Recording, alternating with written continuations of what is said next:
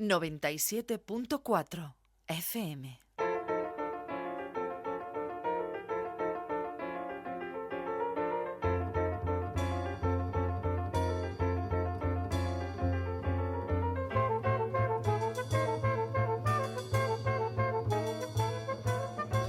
Le damos la bienvenida a este tiempo de conversación reposada, relajada, para conocer de cerca a personas que están vinculadas de alguna u otra manera con nuestra ciudad, con Málaga. Todos recordamos algún profesor o alguna profesora que nos marcó en nuestra época de estudiante por su dedicación, por su cercanía o, algo más difícil, por hacernos interesante alguna materia que, si no fuese por su entrega, no habríamos aprendido de la misma manera. Nuestra invitada es probable que esté en la mente de muchos de sus alumnos y alumnas por su manera y entusiasmo de transmitir los contenidos de las asignaturas que imparte y que la han llevado a ser reconocida no una, sino 3 veces como la mejor docente de España de formación profesional, y tenemos la suerte de que ejerce precisamente en un instituto de la capital, en el Profesor Isidoro Sánchez, donde imparte formación y orientación laboral en varios grados de este centro. Uno de ellos es el de estilismo y dirección de peluquería, también el de caracterización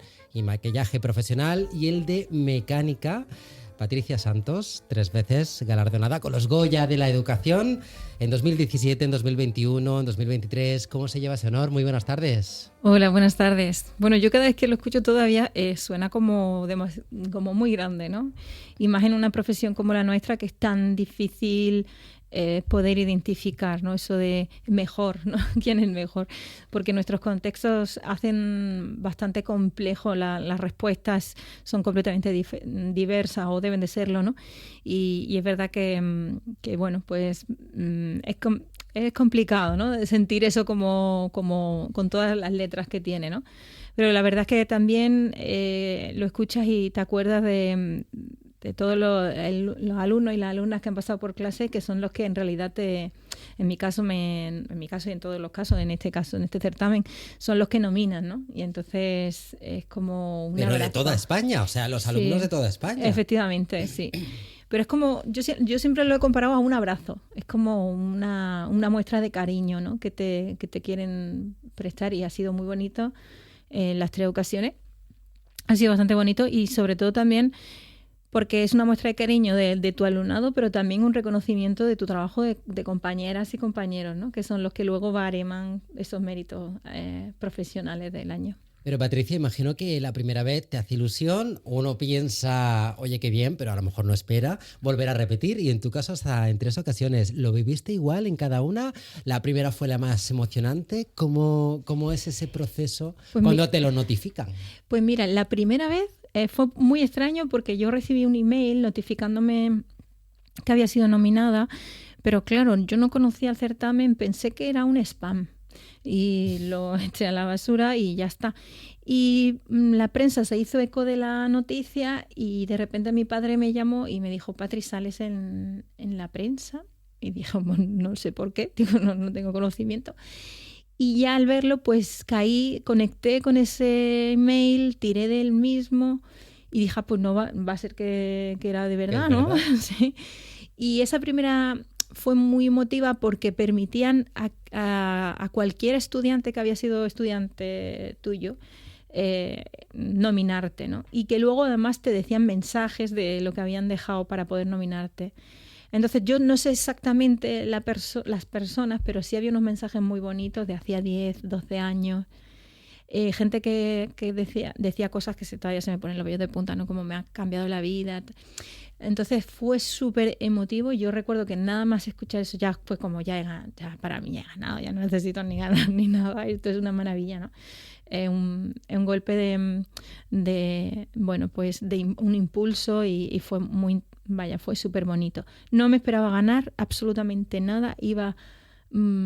Conocí a algunos compañeros y compañeras y su trayectoria, y pensaba que probablemente se lo iban a dar ellos.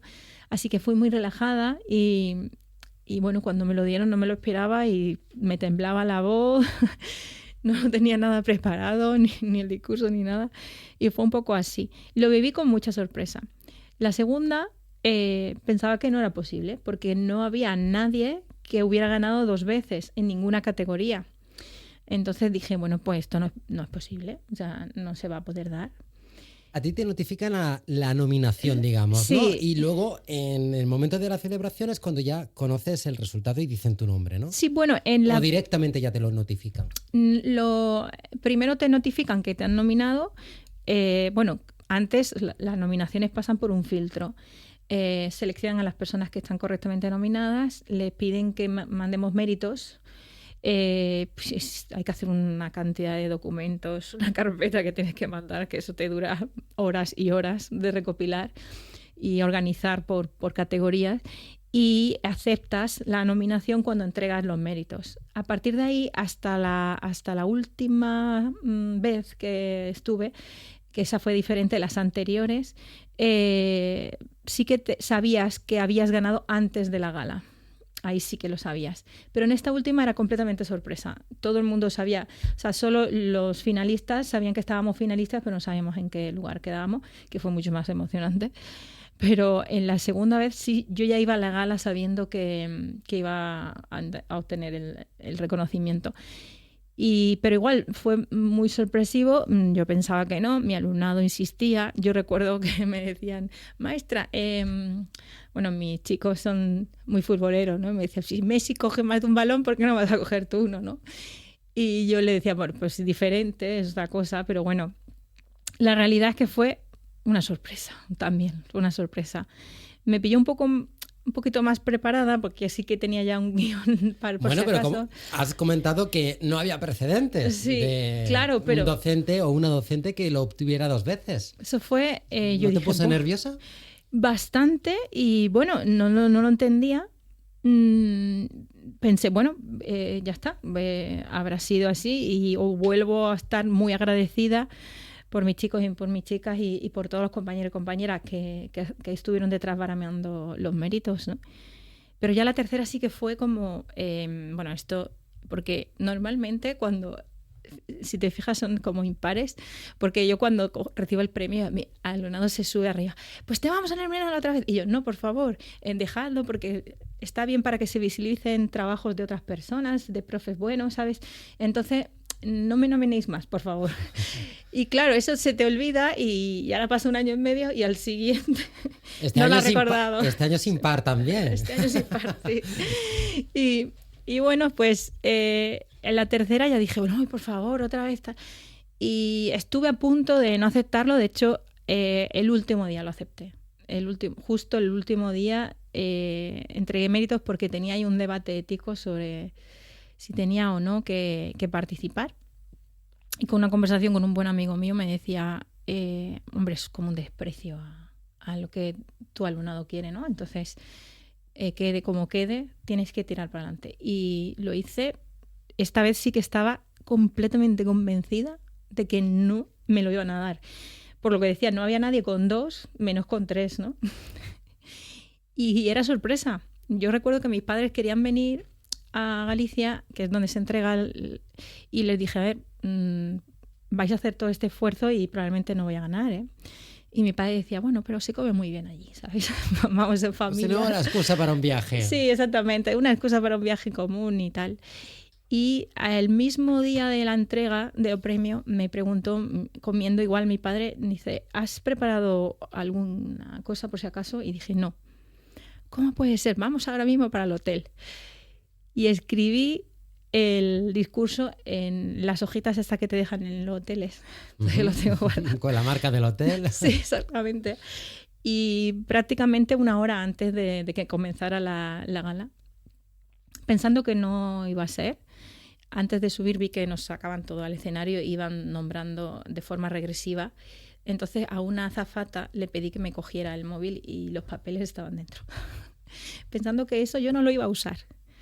Y ya recuerdo que se me ve en el vídeo que al fin, cuando quedamos solo 2, y de repente la presentadora dijo, la ganadora, y el otro era un chico, ya me puse ella buscando a Zapata, por favor, devuelve esto. Y no la localizaba, y digo, uy, no me lo esperaba absolutamente para nada. Y eso fue como, bueno, ¿qué ha pasado aquí? Como, esto sí que no me lo esperaba.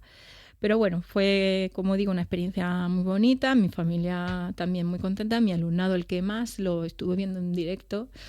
Y, Qué emocionante, ¿no? sí. Patricia, ¿hablamos de alumnado de qué edades? Pues desde los 16 a mucho, porque he tenido alumnado de hasta 50. O sea, Sí, hoy vamos a poner también en valor la formación profesional porque es una alternativa que siempre ha estado como denostada o siempre ha estado como la segunda opción, nunca ha sido la primera. Entonces es una buena oportunidad ya que te tenemos aquí también para hablar de esta alternativa que además ofrece muchas salidas laborales, que es eminentemente práctica y que hay de todo tipo de profesiones, porque nos llamaba la atención, por ejemplo, las asignaturas que impartes, estilismo y dirección de peluquería. Hablaremos de esto más adelante porque el objetivo es conocerte de cerca, Patricia Santos. Había que hacer mención a esos premios porque no todo el mundo los consigue y en tu caso además que son otorgados porque tu alumnado así lo decide. Como decíamos a la introducción de este tiempo de conversación en Canal Málaga Radio, te has quedado en la mente de muchos y muchas de tus alumnos y alumnas que han pasado por tu clase como una profesora referente. ¿Tú has tenido referentes? ¿Recuerdas también a maestros, maestras que te marcaran por algo? Sí, he tenido bastantes referentes. Tengo que decir que a veces también los profes no solo marcamos por bien, a veces marcamos por mal. Que es la mayoría, claro. Uno se acuerda perfectamente de aquel que decía, madre, es que yo ni iba a clase porque es que... Tal. Sí, pero yo, por ejemplo, me acuerdo de José Sempere, que fue maestro mío en EGB. Yo hice EGB, luego hice la ESO experimental, pero tengo una edad ya. Y que luego tuve la suerte de reencontrarme con él porque durante un tiempo estuve en la Delegación de Educación como asesora jurídica. Él ya era inspector. Justo antes de jubilarse nos cruzamos, pero ya no como alumna y maestro, sino como compañeros. Y aunque para mí seguía siendo maestro, ¿no? O sea, y yo lo recuerdo con muchísimo cariño porque él nos transmitía ese cariño también, cómo intentaba pues hacernos fácil las matemáticas, que además era, Claro. y era nuestro tutor.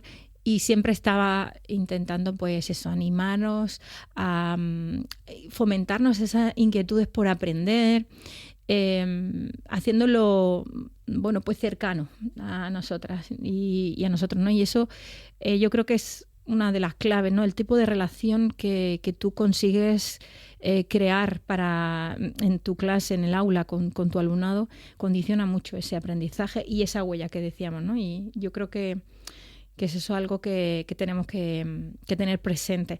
Por lo mismo, porque a veces es positiva, pero también puede ser negativa. Entonces, pensar bien cómo vamos a configurar la relación, en qué términos, con qué tipo de relación. Esa relación pedagógica que se denomina, creo que es una de las primeras tareas que tenemos que plantearnos cuando nos dedicamos a esta profesión, para que no sea inconsciente la huella, ¿no? Yo creo, porque a veces es inconsciente, ¿no? Yo creo que es importante repensar bien qué quiero transmitir, qué valores, qué tipo de relación quiero crear. Yo siempre tengo en mente varios dogmas, ¿no? Por decirlo así. Lo primero es que las personas solo aprenden cuando quieren aprender. No podemos forzar a nadie a aprender. Uh-huh. Y lo segundo es que elegimos de quién queremos aprender. Entonces yo procuro propiciar que me elijan para poder influir positivamente en su desarrollo personal y profesional y poder ofrecerle herramientas que le ayuden a crecer y a luchar por esos sueños y a desarrollarse, a fortalecer su autoestima, a tener herramientas de autoconocimiento, ¿no? Y creo que eso la base está en las relaciones, en la relación pedagógica. ¿Y es complicado establecer esa relación pedagógica con el alumnado que no quiere aprender, que lo hace, bueno, pues porque toca hacerlo, pero realmente no quiere estar en el aula? Yo creo que cuando esto puede parecer que pasa, pero no pasa. No hay nadie que no quiera progresar, no quiera sentirse útil, no quiera sentir que es capaz de hacer cosas, sino a veces lo que hacemos es aceptar el papel que nos han dado, ¿no? Entonces, le pasa mucho al alumnado que no encaja en el modelo pedagógico que se plantea, porque la realidad es que la escuela lleva mucho tiempo ceñida a un solo modelo que va más dirigido a un tipo de aprendizaje, y existen diferentes maneras de aprender. Los cerebros son neurodivergentes, nadie aprende igual, ¿no? Entonces, cuando no estamos encajando, nos dicen, bueno, pues que eres la persona que quiere ir pues a llamar la atención, o eres disruptivo, no nos decimos a los niños, pero sí es lo que se refiere. Y hay algunos niños y niñas que lo aceptan y cogen el papel con tanta fuerza que al final se lo creen tanto que consiguen que eso sea así. Esto está recogido en psicología, se llama el efecto Pigmalión, y hay un estudio específicamente en educación que es de Rosenthal, y ahí lo que nos dice es que cuando tú a una persona le convences de que algo va a pasar, al final pasa, porque tú procuras que eso se haga, ¿no? Pones de tu parte. Claro, esto a mí me sale un poco la vena friki ahora, y esto, todo poder conlleva una responsabilidad, ¿no? Si tú puedes condicionar eso, mejor condicionarlo a buenas, nunca malas. Está claro que cualquier niño o niña que es disruptivo o que no está encajando con el sistema es porque hay algo detrás que le está haciendo que eso pase.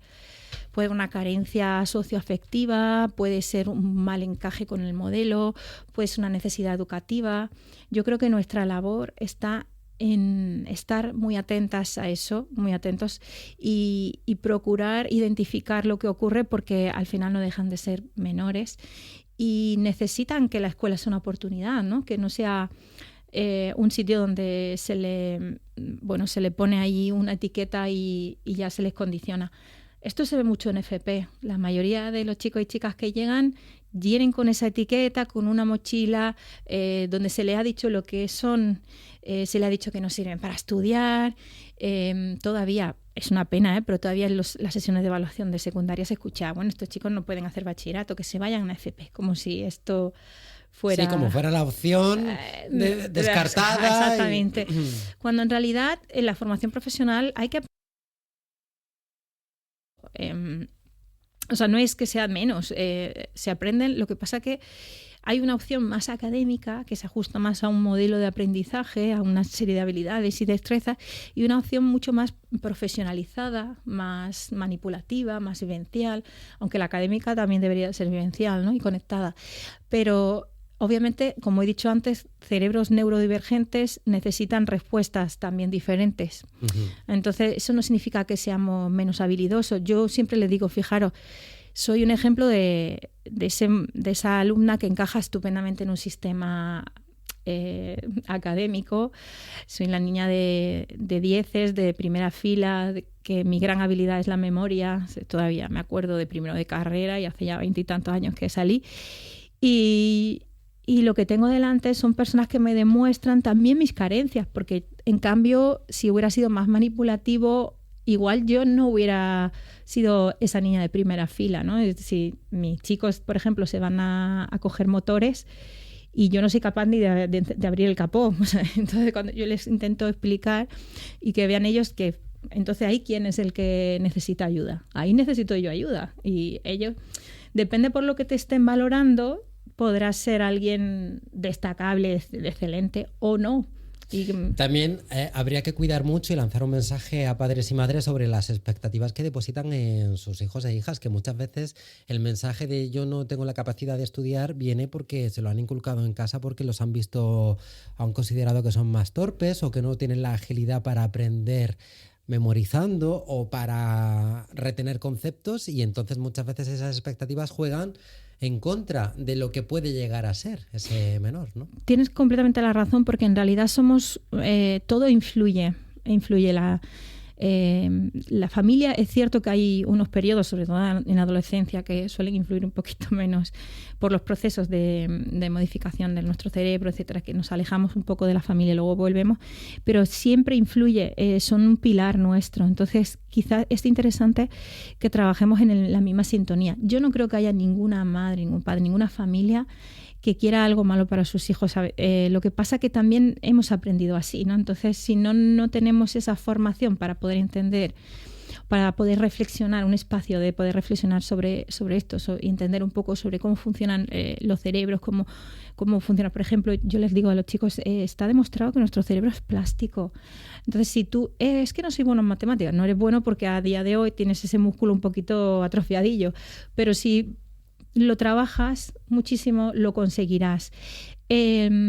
Claro, todo tiene un precio, que también les digo, ¿no? Todo tiene un precio, claro. Igual si lo tienes muy atrofiado vas a tener que dedicarle 5 o 6 horas diarias y no quieres.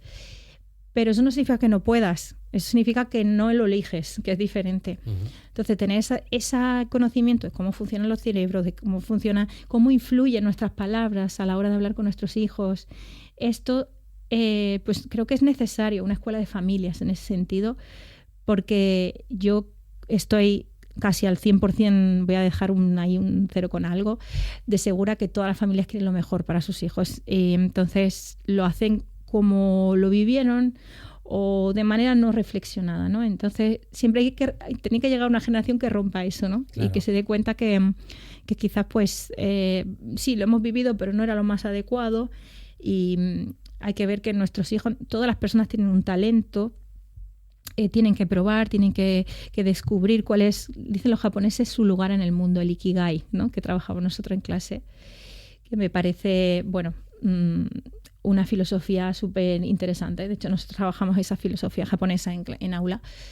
Darles espacios para saber qué quieren, qué les gusta. A mí me llama mucho la atención que a adolescentes le pregunto, ¿qué es lo que más te gusta hacer? Y no saben contestar esa pregunta. Uh-huh. ¿Qué te apasiona? Y no saben contestar la pregunta. ¿Sabes? Y después de mucho tiempo a lo mejor dicen, dormir. Bueno, no creo que sea exactamente eso lo que quieren. No, a mí nada. No se ha encontrado necesitamos generar oportunidades para que nos conozcamos, sepamos quiénes somos, ¿no? Y eso también influye mucho en tu interés por aprender y en tu esfuerzo y en tu motivación. Si estás en el lugar adecuado, yo cuando les comento, a ver qué os gusta, y de repente hablamos de videojuegos, si son capaces de conocer que si un montón de trucos, que si un montón de secuencias, ven una imagen y saben de qué videojuego era y en qué momento, eso también es memoria. Claro. Eso es memoria y eso es una capacidad también valorable. Lo que pasa es que hay que extrapolarla a determinados contenidos y ver cómo has conseguido que eso pase, porque no, pues está muy bien. Y darte cuenta. Exactamente. Entonces hace falta que familias y también el alumnado se empodere con herramientas de autoconocimiento y también herramientas que le permitan mejorar ese rendimiento académico, ¿no? Que también falta mucho. Pues me parece muy interesante todos los temas que has tocado, que vamos a ir profundizando, porque has comentado también el hecho de que hay que saber qué es lo que te motiva, pero en tu caso la docencia no fue tu primera opción, lo que te motivaba, pero eso lo vamos a tratar ahora. Vamos a poner un poco de música. El hilo conductor de este tiempo de radio lo pone los invitados, las personas que llegáis hasta este estudio azul de Canal Málaga Radio. En tu caso también, no sé si quieres que pongamos alguna canción en concreto o la elijo yo y me explicas el porqué. Elígela. Pues vamos a empezar por esta que se llama Los Perros, de Art de Bogotá. Me he escapado, junto a mi colonia, la nariz del galgo. Corred con ganas que esta noche aguanto. Perseguirme a fondo, quiero hacerlo largo.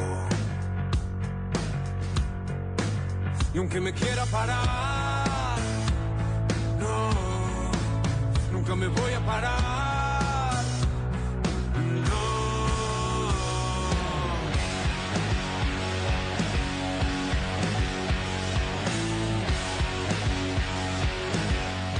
Patricia, ¿qué te evoca esta canción, este grupo?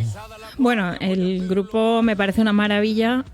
Yo, que no lo conozca, le recomiendo que vaya y sobre todo a verlo en directo porque es una pasada. Han venido a Málaga también, vinieron el año pasado, ¿no? Si no recuerdo mal. Sí, en cualquier festival indie lo van a encontrar. Yo lo vi este fin de semana, Antonio, que estaba en un festival y probablemente no, lo vemos también en Sevilla en septiembre, que va allí. Yo creo que a mí me gusta mucho la música que tiene mensaje, que tiene que te evoca reflexiones, pensamientos. Y en este caso, esta canción la he elegido porque creo que identifica mucho a una parte de quién soy, ¿no? Y es eso de... soy una persona que desde muy pequeña, decías antes lo del derecho, ¿no? Pues de muy pequeña me decían que tenía muchas leyes, ¿no? Mi madre siempre cuenta una curiosidad, y es que dice, la primera huelga que iniciaste estabas en Parvulitos. Dice, me llamaron. Pero bueno, qué reivindicativa. Sí, totalmente. Me dice que la llamaron del cole porque estábamos en unos barracones. Hacía mucho frío, vivíamos en Alicante, y entonces la maestra tenía una estufa, pero solo lo ponía para ella, y los niños pues teníamos que estar con los abrigos.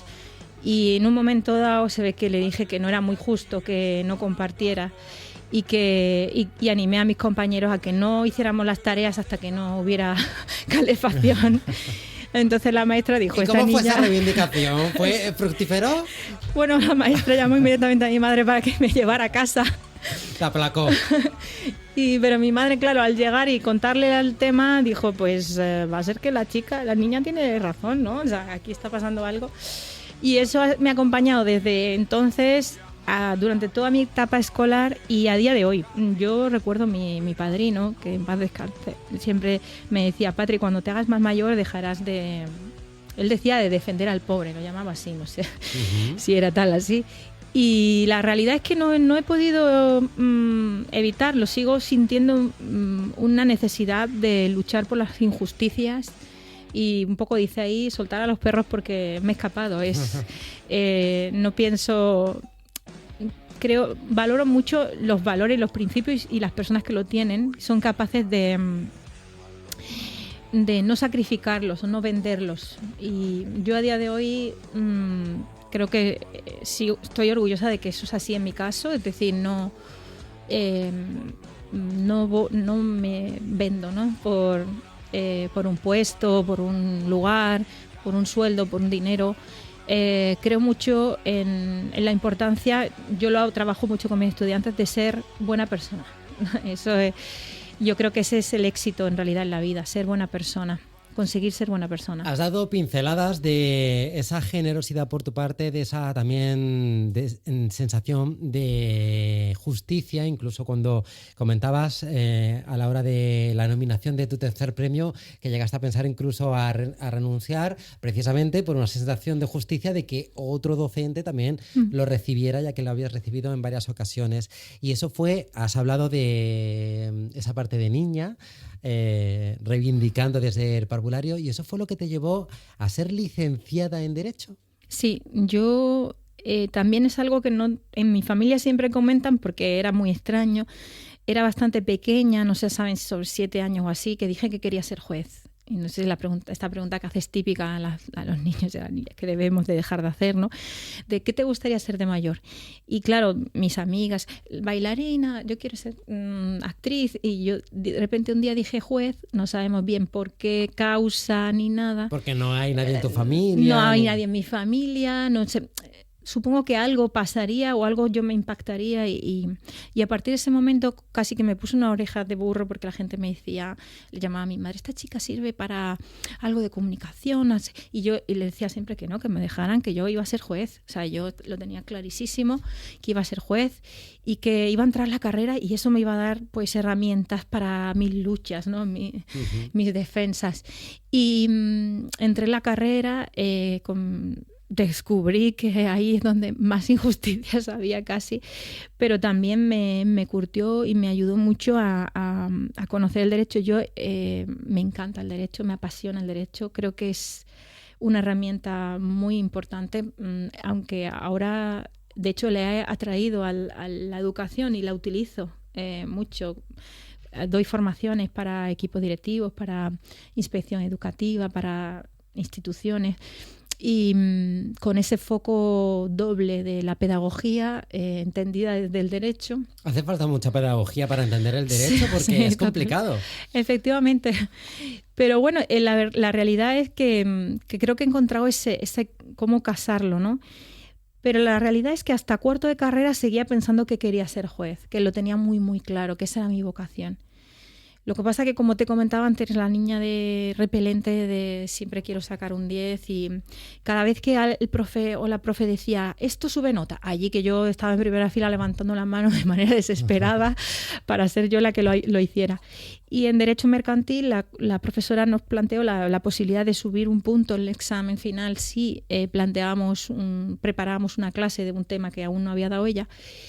Y yo, pues claro, no podía evitar punto, ahí estaba yo y ahí estuve.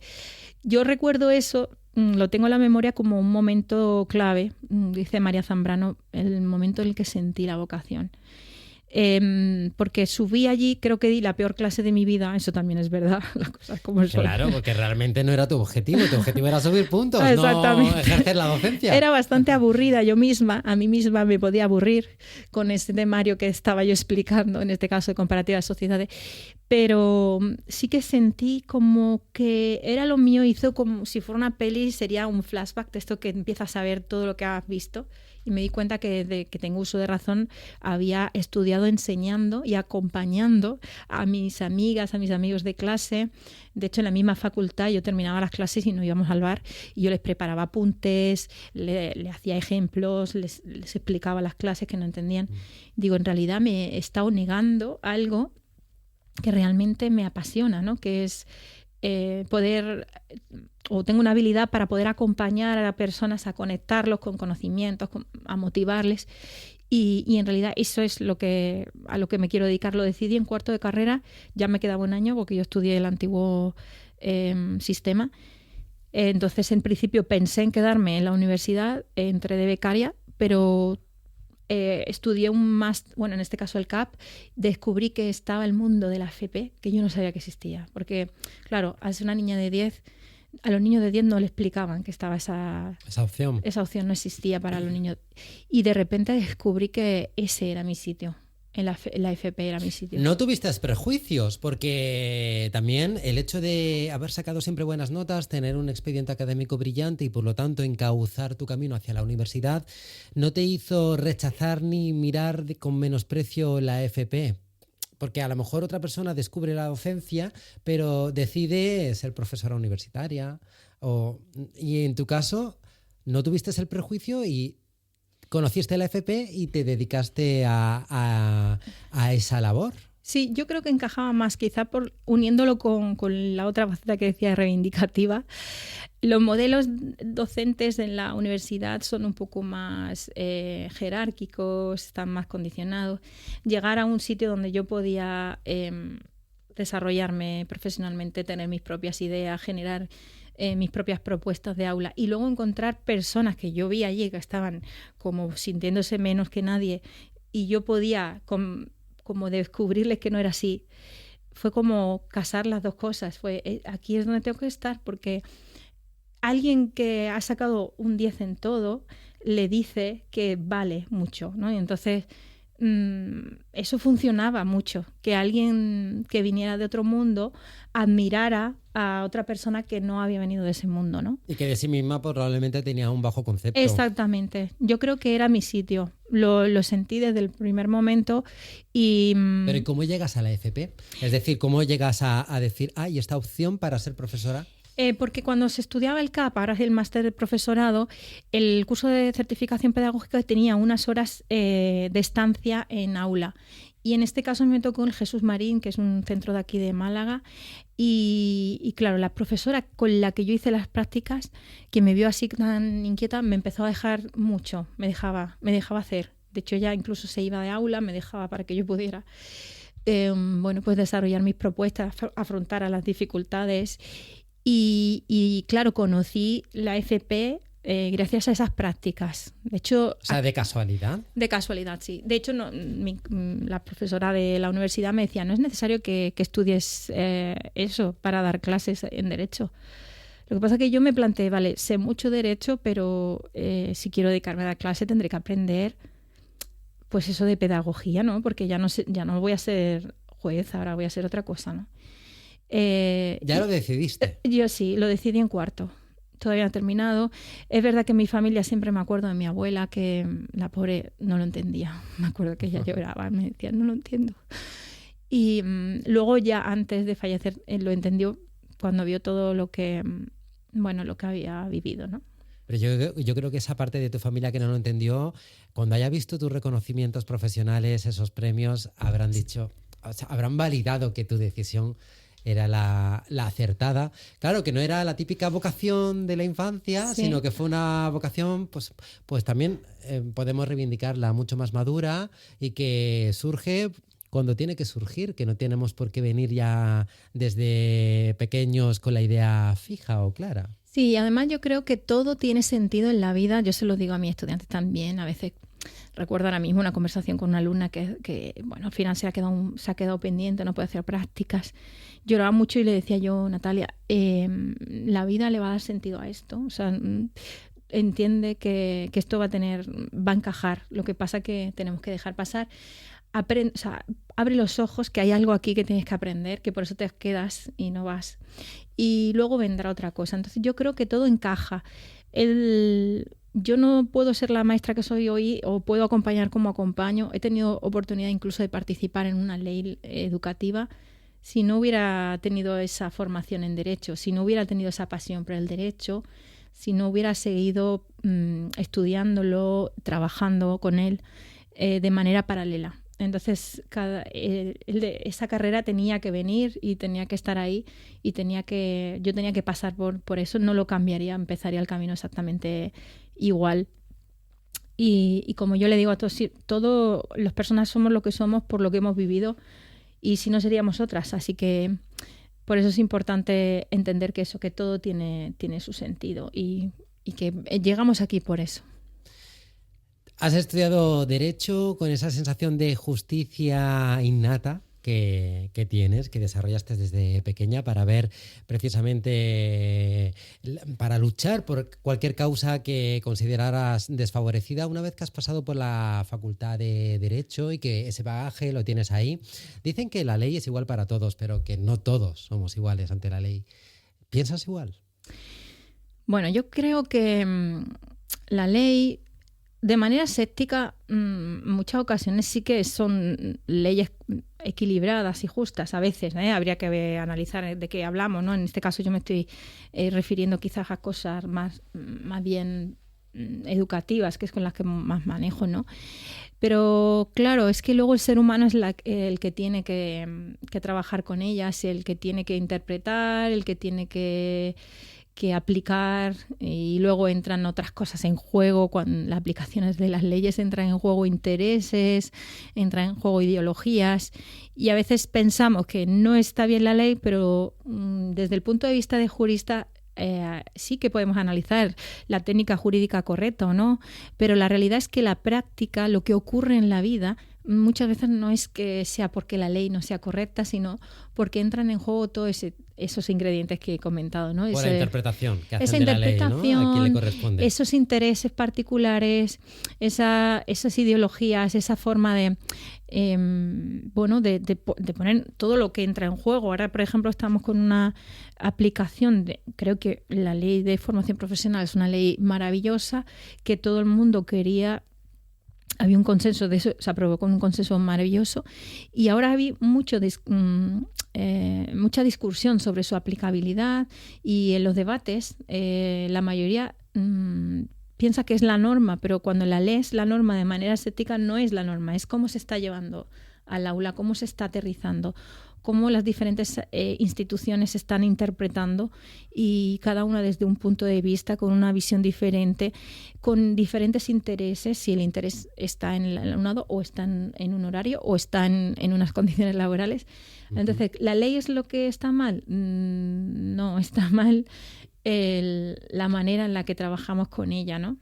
Claro que esto es como habría que analizar el supuesto concreto, que puede generar una situación injusta, por supuesto, que puede darse en otro ámbito, me refiero, en otra circunstancia, pero que a veces hay que ir un poco más allá, analizar el por qué, qué entorno, qué está condicionando que sintamos que hay injusticia en algo. Que a veces, es difícil, claro. Sí, a veces, claro, es como tiene un componente subjetivo, claro. Muy, muy fuerte, además. muy, muy fuerte en ese sentido. Patricia, vamos a dar paso a otra canción, elegida también por ti, para saber qué significa y a través de ella conocerte un poco mejor. Escuchamos a Mr. Quilombo, Invencibles.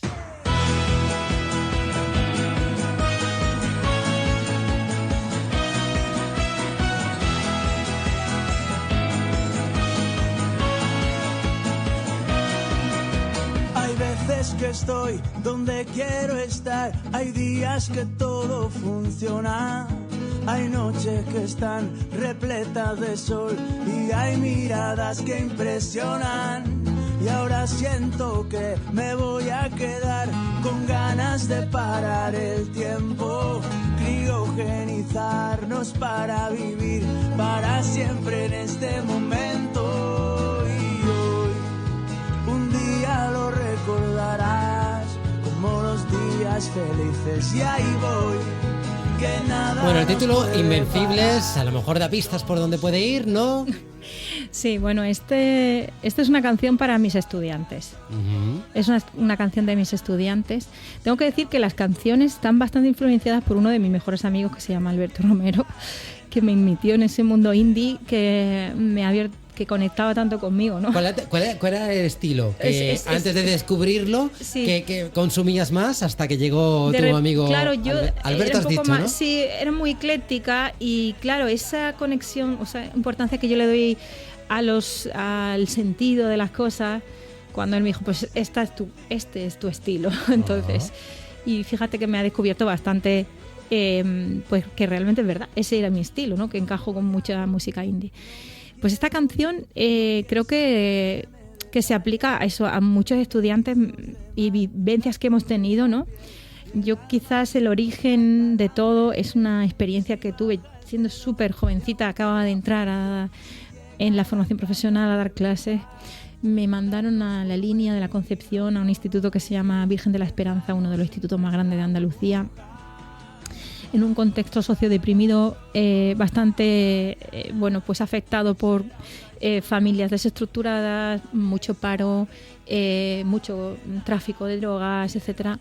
Y entonces el alumnado que llegaba allí pues tenía carencias socioafectivas, de control inhibitorio, de muchas cosas pero muy buenas personas debajo, ¿no? Y yo creo que le llamamos la mili docente.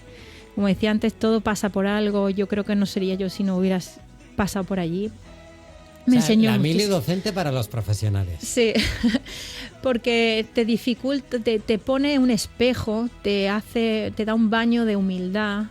El enfrentarte a ese tipo de dificultades, yo no lo cambio por nada. Creo que agradezco enormemente el paso por allí, las personas que conocí, el director que murió, y todas mis compañeros y compañeras y todas las vivencias que tuve allí, mi alumnado, maravilloso. Bueno, pues allí tuve una iniciativa, me pusieron a llevar las actividades extraescolares y yo llevaba lo típico viaje de estudios. Se me ocurrió pues esto de mi vena jurídica y reivindicativa y tal. Yo dije, bueno, le dije al director, nunca van los DFP. O sea, tienen que ir a los DFP. Y junté a los DFP y digo, además, democrático, todo democrático. Yo quería que ellos eligieran el destino. Tú llegaste impartiendo justicia. Yo desde siempre con ese matiz. Y ya les planteé, eran 100 personas, más o menos, y les dije que tenían que elegir el sitio. Y me planteaban destinos que no eran muy viables, como Ibiza, Ámsterdam, claro, en contextos... en contextos poco relacionados un poco con el mundillo que se movía en claro, Algeciras. Efectivamente. Entonces le comenté que no, eso no podía ser, que eso yo no lo iba a hacer en ningún caso. Y se escuchó una vocecilla de ese enorme auditorio que dijo, pues, a Nueva York. Y otra del fondo dijo, anda ya, eso es imposible. Claro, yo cuando escuché eso, recuerdo que hubo ahí se me cruzó y dije, ¿cómo que es imposible? O sea, me hubieran dicho la luna, pues sí. Bueno, no lo es, pero era mucho más complejo.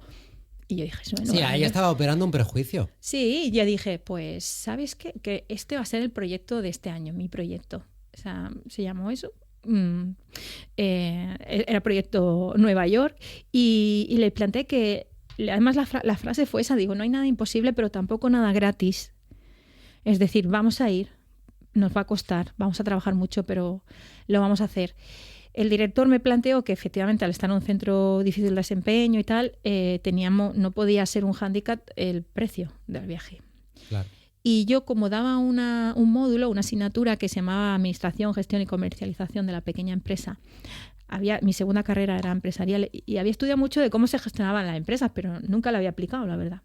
Y dije, pues vamos a crear una empresa, vamos a gestionar todo lo que son las actividades para recaudar fondos, aplicando lo que viene en los libros, ¿no? Y así empezamos contacto con fábricas, calculando, o sea, haciendo rappels de venta. Bueno, pues recaudamos 86.000 euros. Eso es una barbaridad, Patricia.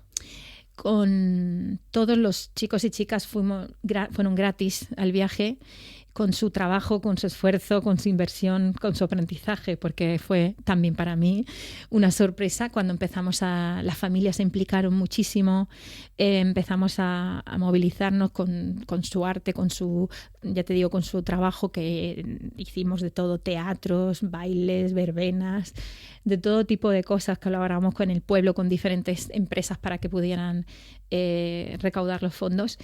Y gracias a eso pues hicimos uno de los, bueno, con mucho miedo, porque me acuerdo que el director me decía, ¿tú estás loca? Y digo, hombre, claro, si no haría esto. Obviamente esto necesita, te vas a llevar a 100 chicos y chicas de la línea al otro lado del charco.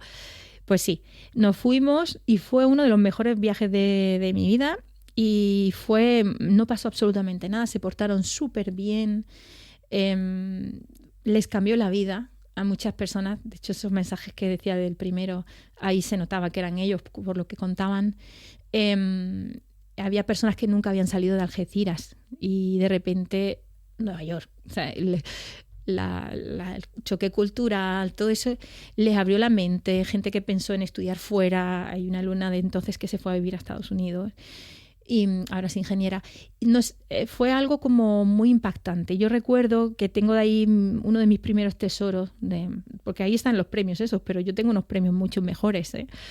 Y es una plaquita que me dieron que pone gracias por haber toda tu dedicación y tal, y gracias por habernos enseñado que no hay nada imposible. Yo cuando leí eso sentí como que era un antes y un después en mi vida, en mi profesión. En mi carrera profesional dije, es que es esto lo que yo en realidad he venido a hacer. O sea, ¿cuánto tiempo estuviste en Algeciras? Pues estuve 6 años en la línea, 1 año en Algeciras, pero luego también estuve en Cádiz capital, en Sanlúcar. O sea, he pasado mucho tiempo, tengo un vínculo fuerte con la provincia de Cádiz.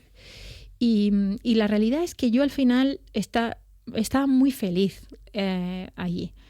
Pero claro, estaba fuera de casa, familias, y por una cuestión personal, porque fui a ser mamá y entonces ya no tenía ese apoyo que necesitamos para conciliar. Uh-huh. Pero y tu familia vive aquí en Málaga. Claro, entonces volví a Málaga, pero la realidad es que lo recuerdo con un cariño excepcional. Y creo que le daba mucho sentido a mi profesión. Pues eso, me retaba cada día, me lo ponía muy difícil. Me ponía al espejo, como digo yo siempre, de humildad, de no sabes, Patri, tienes que trabajar, tienes que formarte, tienes que adquirir herramientas, y también te recordaba lo importante, que a veces se te olvida, ¿no? ¿Y qué es lo importante? ¿Qué aprendiste que era? Yo creo que lo importante es que eso que te decía antes de la relación pedagógica, el ser, el que la escuela debe dar oportunidades, el que no hay que pensar que uno tiene una verdad absoluta y que puedes sentenciar a la gente, porque a veces te equivocas. Y eso no se puede perder de vista, ¿no? Que normalmente lo que tenemos son opciones, no son verdades, son elegidas, ¿no? Mi opción es la que es porque la he reflexionado, pero eso no significa que sea la verdad absoluta, ¿no? Incluso puedes cambiar. Y exactamente, efectivamente, hay que tener esa mente abierta y no hay que dejar de lado la humildad. Creo que la modestia no sirve para nada, pero la humildad sí que es súper importante. Darte cuenta de que no hay vida para aprender todo lo que tienes que aprender, y eso no se te puede olvidar nunca tampoco. Y nos estamos centrando mucho en el alumnado, pero no sé si entre tus compañeros has visto a veces actitudes que tampoco eran las adecuadas para estar delante de esos alumnos o alumnas. Bueno, yo creo que esas injusticias, que también se cometen injusticias sí, por esas actitudes. Claro, de ¿Cómo hecho, las sobrellevas? Yo, de hecho, algunas de las vivencias que he tenido como alumna ha sido ante esa injusticia. Claro, encima alguien tan reivindicativo, está claro que se tiene que llevar los primeros palos. Yo creo que esta es una profesión que a veces no valoramos socialmente como deberíamos. Es una profesión, he dicho antes lo de todo poder tiene conlleva una responsabilidad. Y es que es así, condicionamos la vida de las personas que pasan por nuestras aulas y a veces a bien y a veces a mal. Entonces yo creo que deberíamos como sociedad tomarnos mucho más en serio, por ejemplo, la selección del personal que entra, asegurarnos de que que tienen recursos suficientes. A veces tenemos el foco equivocado. Recursos docentes, quieres decir, sí, no habilidades. Sí, exactamente. Recursos me refiero exactamente a nivel personal. El foco está, creo que, mal dirigido cuando pensamos que alguien que te va a enseñar lo que tienes que saber mucha teoría sobre algo. Pues la verdad es que no, porque además la sociedad que estamos, primero, no eres capaz de saber lo más último porque tienes que estar todo el día aprendiendo. Segundo, cambia todo cada día, eso te hace desactualizarte cada minuto. Uh-huh. Y luego existe una capacidad de tratamiento de datos brutal gracias a las tecnologías. Así que quizás no es el foco del docente el ser el escriba, ¿no?, antiguo, ¿no?, que sabía de todo y acumulaba un montón de conocimiento. Hombre, tener mucho conocimiento te permite tener una visión más general y poder diseñar estrategias donde se va a generar ese aprendizaje. Pero no es tan importante la profundidad que tú tengas sobre la temática como las herramientas que tengas para relacionarte socialmente, para generar un liderazgo pedagógico, para hacer que el alumnado se conecte, como decía antes, que seas capaz de generar amor por el conocimiento, porque no le puedes enseñar todo, pero sí puedes generar o encender ahí una pasión por algo que haga que esa persona de manera autónoma a lo largo de su vida siga aprendiendo, ¿no? A mí me llena, me ilusiona y además muchas veces me sale lagrimilla cuando me escriben algunas alumnas que estaban estudiando otra cosa y me dicen: he decidido que quiero ser maestra como tú. Entonces dices tú, has generado esa inspiración, exactamente, porque han visto la pasión con la que trabajas, lo has podido contagiar. Yo creo que eso va a ser maestro o maestra de contagiar, de ser capaz de generar oportunidades y de generar o ofrecer herramientas para que el alumnado pueda aprender a lo largo de la vida, sea capaz de conectarse, de automotivarse. Yo a veces le digo a mis estudiantes, todo lo que vamos a tener por delante no tiene que ser divertido. A veces es un camino que tengo que pasar para poder conseguir algo mejor. Le pongo el ejemplo del deporte. ¿A quién le gusta ponerse a correr y sudar? Lo que pasa es que luego te sientes bien físicamente, estás más ágil. Entonces ese objetivo que tú tienes te hace pasar por esa parte y tú puedes afrontarla de dos maneras. Una es diciendo, vaya rollazos, estoy corriendo, y otra es diciendo, venga, que esto va a hacer que consiga mi objetivo. Entonces, eso es lo que yo creo que debemos hacer los docentes, ¿no?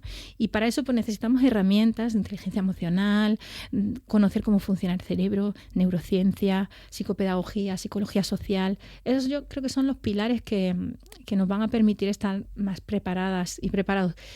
Y claro, si esto no nos lo ofrecen, no nos lo piden ni siquiera, hace que muchas veces esos procesos selectivos que tenemos no son nada coherentes con lo que se exige o con lo que las habilidades que vas a tener que poner en juego.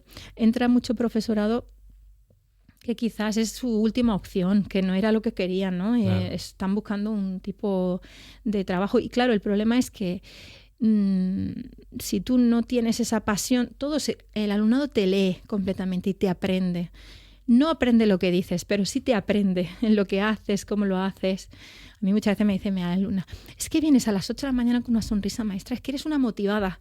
Y claro, pero es que es real, yo lo siento y eso se transmite, eso se contagia, ¿no? Y también lo contrario. O sea, obviamente no podemos estar todo el tiempo al 100%, somos seres humanos, tenemos vida, a veces pasamos por problemas, enfermedades, etcétera. Pero la realidad es que necesitamos tener ese tipo de herramientas que nos hagan conscientes de cómo afectamos. También nosotros encontrar nuestro propio ikigai, ¿no? Si yo le digo que es que a mí esto me encanta, soy feliz porque me gusta mi trabajo, aunque hombre, a nadie le gusta levantarse a las 7 de la mañana, pero... Sí, cada uno tiene sus días también. Claro, pero luego si vas y te gusta lo que haces, le das sentido, hay días mejores, días peores. Pues También hay días que te levantas mal y te vas con una sonrisa porque has tenido una buena mañana, efectivamente. Entonces yo creo que hay que hacer reflexión sobre eso. Quien accede a nuestra profesión debería de ser personas que tengan claro dónde van, cuál es el objetivo, que tengan una preparación, un foco que les lleve. O sea, si queremos impulsar el ser, el saber, conseguir que el alumnado se conecte con la sabiduría, con lo importante que es que la cultura te empodera, que eso también es muy importante que lo entiendan. Necesitamos un tipo de habilidad, de destreza, de herramientas, y también necesitamos que sea una... Como decía un amigo, no hace falta que sea vocacional, pero sí profesional. O sea, cuando yo, quizás no es lo que más me apasiona en el mundo, a mí me gusta a lo mejor tocar la guitarra, pero esto lo hago con una profesionalidad mínima, ¿no? Y esto hace falta que, bueno, creo que en todas las profesiones pasa, pero en esta, como tratamos con personas, creo que deberíamos de ser más escrupulosos en ese sentido. Patricia Santos, se nos ha pasado la hora volando. Sé que se nos han quedado temas pendientes que además han salido, pues por ejemplo, ese entrenamiento de mirar a largo plazo, no solamente la inmediatez, de saber transmitirle a alumnos y alumnas que lo que se consigue es poquito a poquito y dando pasos. Y sobre todo me voy a quedar con una frase que has dicho, bueno, de todas, en realidad me quedo con toda la conversación, pero que todas las personas tienen un talento y que eso no se puede olvidar y que hay que saber descubrirlo y potenciarlo cuando de vuestras manos depende el futuro de mucha gente, ya no solamente profesional, que siempre nos limitamos, que parece que lo único que nos identifica en la vida es aquello a lo que nos dedicamos, sino también en lo humano, ¿no? La manera humana de desarrollarse a través de profesoras como tú, que hoy entendemos no solamente los premios, sino la pasión que tienes por tu dedicación y que has sabido muy bien transmitirlo aquí en este tiempo de radio, en De Cerca, en Canal Málaga Radio. Ha sido un placer, Patricia Santos. El mío también, la verdad. Vamos a despedirnos con esta canción, I Am Woman, que si quieres apuntar algo en los últimos minutos que tenemos. Pues ese perfil también feminista, de igualdad, que se me ve, como dice, no se te ve el plumero. Y creo que es una canción que tiene mucho sentido. Yo creo que el plumero feminista se tiene que ver más todavía. Así que nunca es poco, nunca es suficiente, que se te siga viendo y que sigas disfrutando de tus clases con un alumnado que seguro lo agradece y sobre el que dejas huella como has dejado en nosotros. Gracias, Patricia. Muchas gracias a vosotros. I'm modern, I live by my own design.